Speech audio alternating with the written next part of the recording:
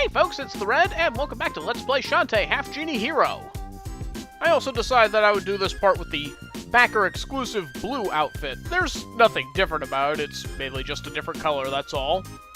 But anyway, we need to go and find Uncle Mimic a dark shard. But before we go and do that, figured we would go pay a visit to the bathhouse. So as you may recall in the previous part, we got ourselves a new dance. And that was the gem jar. And this right here is probably the best place where you can use it, because as it consumes magic to create gems, if you do it from within the bathhouse, you won't lose any magic. So you make some gems appear, switch out of it, and then run around and collect them. And then you can just keep doing this to your heart's content until you have enough gems to buy whatever it is you want. So yeah, you could theoretically use this, if you're patient enough, to go and buy all of the items in the shop that you'd like. The gems that are generated from the gem jar dance come in increments of 1, 5, and 20. And as you can probably imagine, the 20 gem is pretty hard to come by, but yeah, this is an option. So anyway, I'm not going to make you sit through all this. I mainly just wanted to show that, hey, this is an option. So, with the magic of video editing, we now have the amount of gems I'm going to need to buy all the items I plan to get for today.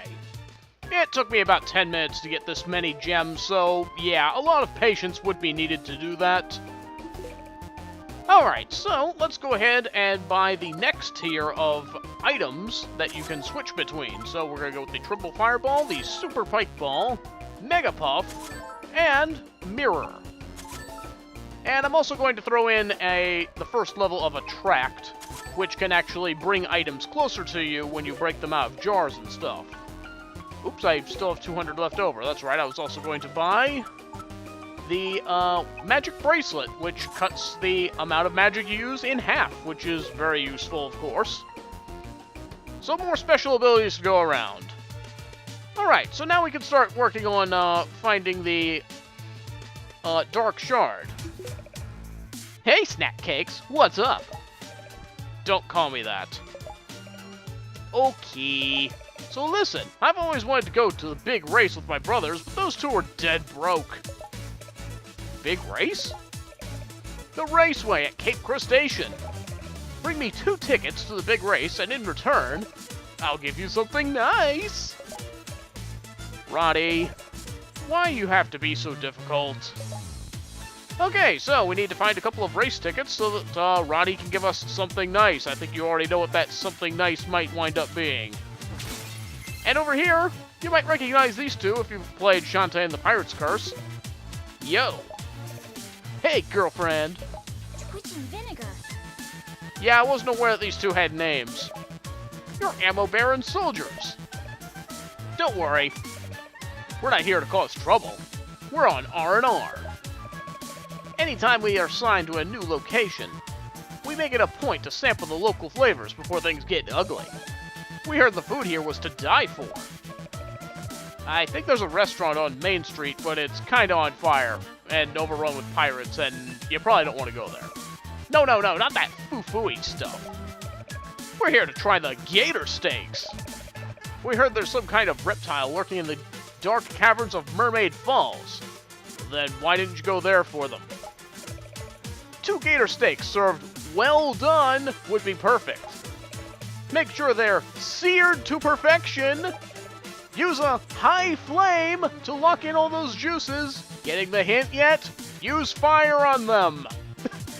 Yeah, that's pretty much the tip-off that you get, that you're supposed to use fire to guarantee that they will drop the gator steak for you. Pull this off and we'll give you our extra race ticket. Are those gator steaks for us? So, we'll give 2 of them to these 2. Oh man, this is one succulent slice of gator. Melts in your mouth. Smack! What do we owe you? Oh, right. That extra race ticket. Here you are, then. So, they had a race ticket, but there was 2 of them. See you around. Bye-bye! So, about that secret mission. Shh, she's back. Act natural. Yeah, these 2 are definitely up to something, but I'm sure we'll find out more about that later. Anyway, we've got one of the tickets, but the other one, that's gonna be somewhere else. There's an old woman who lives in the caverns beneath the factory. I hear she often buys extra race tickets for her grandchildren. How convenient. So, it looks like we have ourselves a trip to Mermaid Falls planned. So, we're gonna go ahead and jump cut over there. I'll see you in a moment. So I thought I'd jump cut back to this point in order to show off a couple of things. First of all, the scenery changes when you revisit a level. Now it's sort of like dusk, or maybe there's a storm rolling in or something, but yeah, some of the aspects about the level will change on your second visit. Some of the enemies also change as well to these little Naga women, and when you beat them, they will drop monster eggs. They have a pretty high chance of dropping these things. It's not a particularly great recovery item, only really restores 2 hearts on the life bar, but we will need at least 1 for later on. Other than that, the level is more or less the same as it was before. This is also a good opportunity to show off some of our new items as well. These Nagas will shoot at you with some bullets or something. I say that as this one is not cooperating. There we go. Yeah, the mirror can reflect the shots right back to them, and that's pretty awesome. Up ahead, we've got ourselves a little something coming up, though. We'll just make our way up here. Oh, uh-oh. Defensive maneuver. I can't believe that worked. But yeah, that's a neat thing about the Dryad, is that it's not actually there, and so you could probably avoid a lot of damage that way. Enemies will pass right through you. Kind of reminds me of the raccoon. If you remember Tanuki Mario from Mario 3, you could change it to a stone statue, and then enemies would just walk right by him. It would do nothing. Oh, by the way, we're going into this portal now that we have the means to get in here. And inside, we're going to find ourselves a new transformation that you might remember from Risky's Revenge. It's Mermaid Dance. So with this ability, it's similar to the crab form in that we go into the water with it, but we have full mobility in all directions when we are in the water. So it can get us to places that the crab cannot. It's going to become a more viable option for underwater sections later on. Anyway, not too much else to say until we get to the point that we need to be, so another jump cut. See you in a moment. Okay, so here we are at the point where we need to be. And we're going to need to transform into elephant in order to smash through these blocks here. Specifically that large one at the end.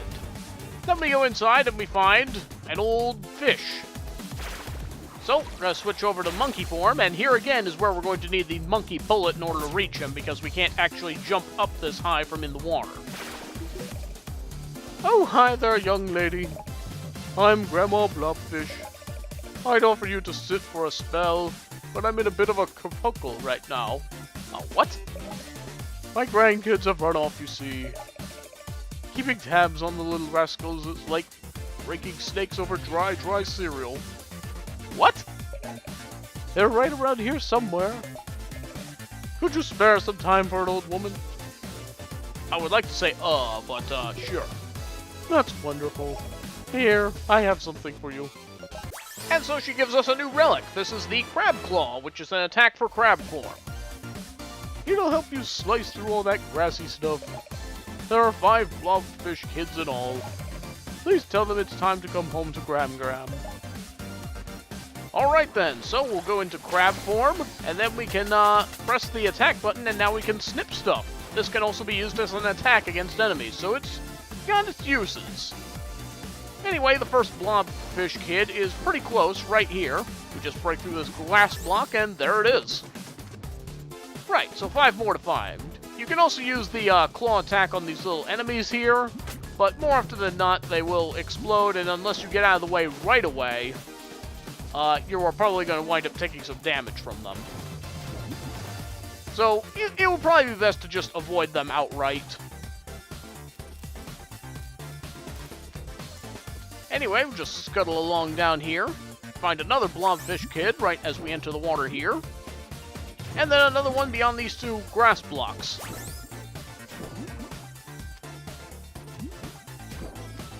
Watch out for this mine as you move on up here.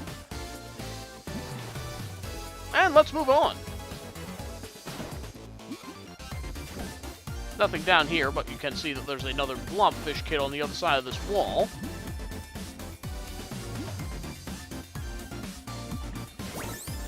Alright, one more. And it's going to be on the next screen.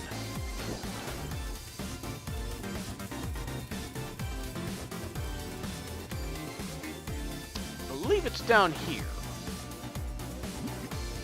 Yep, there it is. So we just snip these two. And there we go, we got all the blobfish kids. Pretty simple stuff. So now we just need to navigate our way back over to Blobfish Grandma.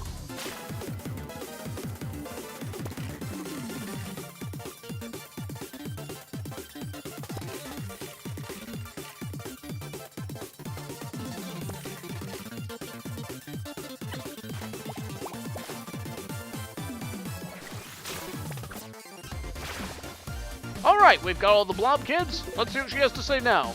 What's that? You found my grandkids? Yep, and we give them just one. Oh me, oh my, you found them.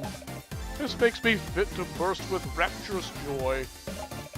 I'd like to give you something in return. Let me check my creepy handbag. I think you are... I don't even have words for this anymore. That's a ticket for something or other. It came in the mailbox, postage paid, so it's probably something young folks are into. Off you go now. You are a very sad-looking fish. I'm sure these are all my actual grandkids, but if not, you were close enough, and that's what matters. You are as bad as the Squid Mothers in the first game, I swear. Let's just go ahead and jump cut back to Roddy Tops and drop these things off already. This blobfish, I swear. Hey, Roddy Tops, got your tickets now. Oh yeah, race tickets. Did you get 2 of them? Yes, but again, I'm only gonna give you 1. What a pal. As promised, here. And we got a power crystal? Of course. At least that's what it looks like. Oh wow, this is just what Uncle was looking for. What were you doing in the shard of dark magic anyway? Don't ask. That would require us to have more plot. Say, why don't you join us? You can meet Abner, Poe, and me at the raceway. You only got 2 tickets. How are you going to get 3 people in? For that matter, how are you going to get 4 in if you bring Shantae? No thanks, Roddy Tops. It's been a busy day. Come on, gotta enjoy life while we still can, right? I'll think about it. Right now I have to get this shard to Uncle. Right-ho. So, over to the workshop. And let's go ahead and give him the shard. Any luck finding a dark shard? You're back so soon! And with the dark shard, no less! Could have maybe skipped that first line of dialogue there. You're not still worried, are you? Nope. Here you go. The shard goes on top, see? And it's placed inside of a dome for safety, I guess. Just like that. 2 more components and our worries will be over. Eh? What now? Who's this guy? Can you keep a secret? No. Love that. Psst, psst. Don't blow in my ear. A heist! Shh. I was working under a vehicle so they never saw me. But I heard the whole thing. It's going to happen at Cape Crustation during today's big race. If they find out who squealed, I'm a dead man. I was never here. You know, as he just casually walks out. Cape Crustation? That's where the annual magic carpet races are held.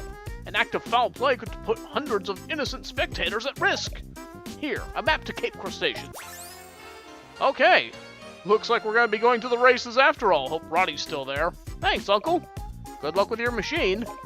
I'm off to the races. In more ways than one.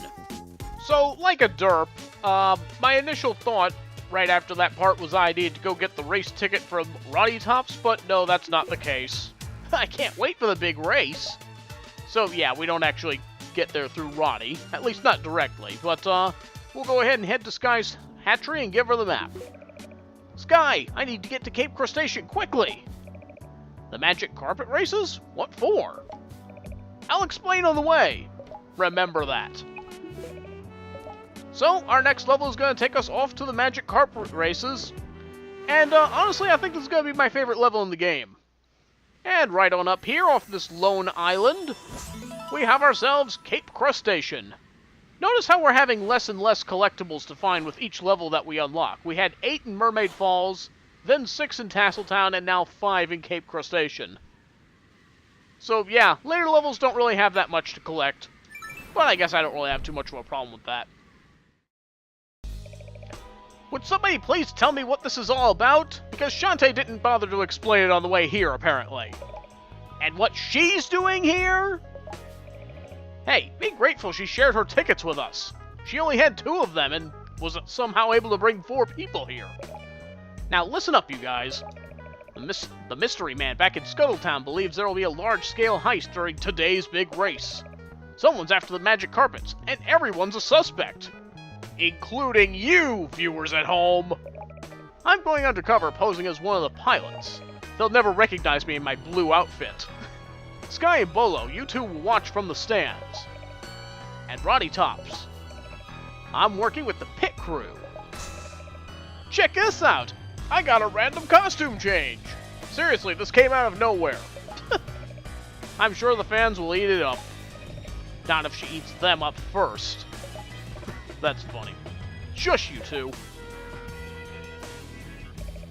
Sounds like you're on deck. Let's do it! Good luck, everyone! Yes, good luck cheering me on from the stands. On your marks. And so we begin the level proper. Oh, and there's the guy who gave us that tip-off. And hey, you can even jump around in this area if you wanted to, but why would you want to? Oh right, we should probably catch up with the other racers, huh? Thought I'd give them a head start. But that was part of the thing that kind of threw me off the first time I played this level, so I thought this was going to be an actual race. But no, it's actually just a glorified side-scroller. Auto-scroller, rather, where you have to jump off of each other's carpet, off of the other racers' carpets, and make it through the level as it is. So it's not really a race, but yeah, there you go. Also worth noting is that you can actually attack these other racers, and sometimes they'll drop gems and hearts and stuff if you need them. But we're playing as Shantae. We're the good guy. We're not supposed to be doing things like that. Although one thing that can help you out, if you're having a hard time making some of these jumps, the fireball ability, when you use it, keeps you in the air for a few seconds, and that can help you make some precision on these magic carpets that you're trying to jump to. Kind of suspends you in the air for a moment. So it's something to keep in mind when you're going on. Like right here, you can use the fireball and you can make your jumps more precise and accidentally take out some of these guys. Sorry, just coming through. I swear I'm not trying to hit them. I'm the good guy. And then eventually we reach this carpet at the end, which I think is the one we started with. And yeah, it's not a very long level at all before we reach a mini-boss. Here comes another flying carpet, Vinegar. Get ready to nab it, Twitch. Twitch? Vinegar? So you two are the thieves. Hey, we've got orders from up top. Yeah, surrender that magic carpet, girl. Forget it. Fine, have it your way. And so we have a boss fight with Twitch and Vinegar, Aerial Assault Squad. Shantae doesn't bother to explain what we need to do, apparently, so, my best recommendation here is to use a combination of your, special abilities as well as your hair whip ability. Mirror is awesome for this because you can reflect the shots back to Vinegar, like so. Now, since you do have 3 magic carpets to jump between, you don't have to worry too much about falling off. I also recommend using the Storm Puff for this part. It's sort of like a ranged weapon in that you can cast it in front of you and then use your hair to knock it out in front. It helps deal a little extra damage to who you're trying to hit. Otherwise, just jump up there and throw it, try and hit it into them.